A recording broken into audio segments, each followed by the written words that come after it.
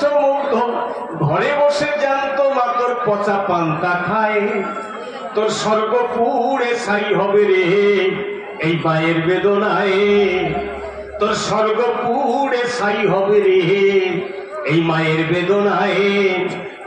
মায়ের গায়ে ছেঁড়া শাড়ি, পায়ে ধুলা কাদা,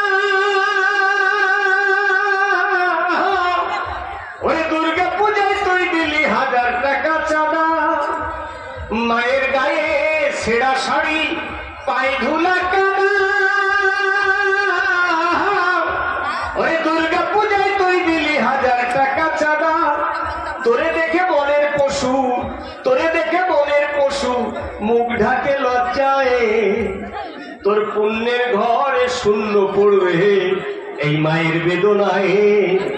খাওয়াইয়ে ক্ষীর দধি দুগ্ধ, মাটির মাকে করছো মুগ্ধ, ঘরে বসে জ্যান্ত মা তোর পচা পান্তা খায়, তোর স্বর্গ পুড়ে ছাই হবে রে এই মায়ের বেদনায়।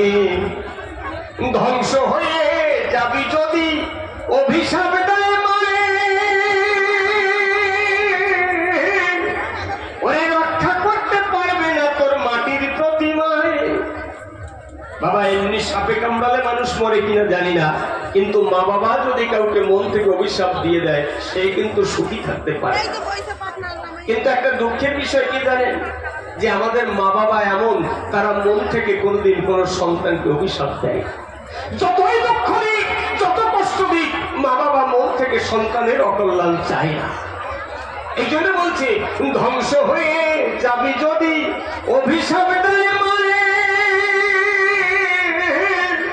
ওই রক্ষা করতে পারবে না তোর মাটির প্রতিমায়। ওই মাটির মায়ের চরণ ছেড়ে, ওই মাটির মায়ের চরণ ছেড়ে ধরো জ্যান্ত মায়ের পায়ে, তোর স্বর্গ পুড়ে ছাই হবে রে এই মায়ের বেদনায়।